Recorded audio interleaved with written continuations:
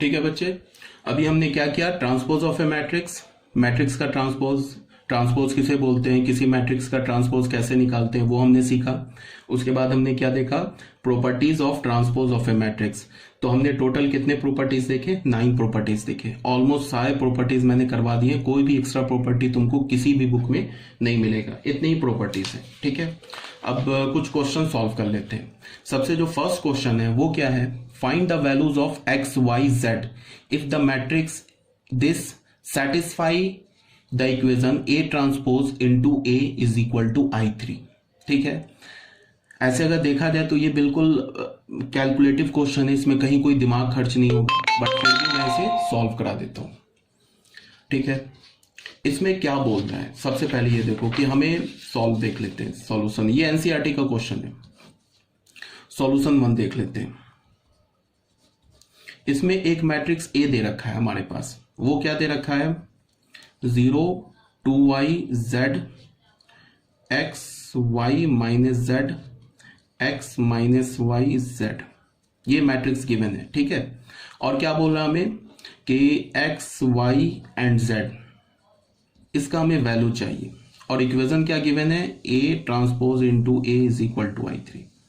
ये गिवन है, ये गिवन है, और इसका हमें वैल्यू चाहिए। तो उसके लिए हम क्या करेंगे, बस शुरू हो जाते हैं।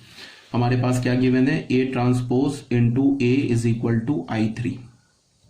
तो a ट्रांसपोज कैसे लिखेंगे, रो को कॉलम में चेंज कर दिया, तो 2 0 2y एंड z x, ये इसका सेकेंड रो उठाया, इसको सेकेंड कॉलम बना दिया, x y माइनस z, फिर इसका थर्ड रो उठाया, इसको थर्ड कॉलम बना दिया, x माइनस वाई z। ये हो गया a ट्रांसपोज। तुम चाहो तो क्या किया मैंने, रो को कॉलम में बना दिया, तुम चाहो तो इसके पहले कॉलम को उठाओ और पहला रो बना दो, देखो ये आ जाएगा। इसका दूसरा कॉलम लो, इसका दूसरा रो बना दो, ये आ जाएगा। इसका तीसरा कॉलम लो, इसका तीसरा रो बना दो, ये आ जाएगा। तो ये हमारा तो ए ट्रांसपोज हो गया। ठीक है, उसके बाद इंटू ए तो एज इट इज लिख लिया, 0 2y z x y minus z x minus y z। इसका प्रोडक्ट किसके गिवन है, आइडेंटिटी मैट्रिक्स ऑफ ऑर्डर 3, तो वो हमने लिख लिया। ठीक है, उसके बाद हमने क्या किया, ये हमारा क्या हो गया, ए मैट्रिक्स। तो अब इसको हमने मल्टीप्लाई किया, तो मल्टीप्लाई कैसे करेंगे, पहला मैट्रिक्स उठाया, इसका पहला रो फिक्स किया, इसका पहला कॉलम फिक्स किया, क्रॉसपॉन्डिंग एलिमेंट्स को मल्टीप्लाई करके ऐड कर दिया। तो क्या हो जाएगा, 0 इंटू 0 0, ये x into x x square, x into x x square, तो यहाँ क्या आ जाएगा 2x स्क्वायर। ठीक है, फिर इसका पहला रो लिया, इसके दूसरा कॉलम लिया, तो पहले रो और दूसरे कॉलम के क्रॉसपॉन्डिंग एलिमेंट्स को मल्टीप्लाई करके ऐड कर देंगे। तो 0 into 2y 0, x into y x y, x into minus x y, तो यहाँ क्या आ जाएगा 0। इसी तरह से क्या हो गया, ये 0 minus x Z plus x Z, ये 0 हो गया। फिर यहाँ क्या हो जाएगा 0 x y minus x y, ये 0।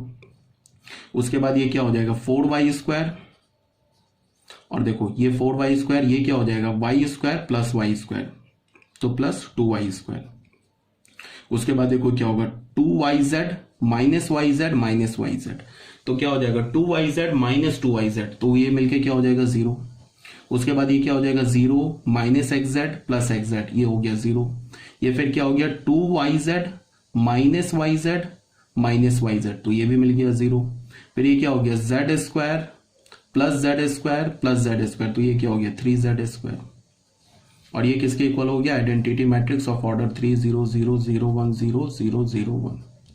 ठीक है, अब क्या है, ये मैट्रिक्स हमारा देखो लेफ्ट हैंड साइड में, ये किसके इक्वल है, राइट हैंड साइड के मैट्रिक्स के। तो अब क्या करेंगे, हम क्रॉसपॉन्डिंग एलिमेंट्स को इक्वेट कर देंगे। तो क्या हो जाएगा 2x square is equal to 1, a11 का एलिमेंट उठा के इक्वेट कर दिया, तो यहां से हमें क्या मिल गया, x is equal to plus minus 1/√2, तो x का वैल्यू मिल गया हमें।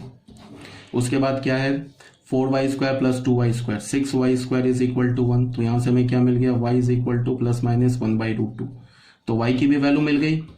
उसके बाद क्या है 3z square is equal to 1, तो यहां से हमें क्या मिला, z is equal to plus minus 1/√3, तो सॉरी दिस इज 6, तो हमें z की भी वैल्यू मिल गई। तो एक ये आंसर हो गया, एक हमारा ये आंसर हो गया, एक हमारा ये आंसर हो गया। क्लियर है, तो यहाँ पे ये सॉल्यूशन दे रखा है। ठीक है, आप देख लेना।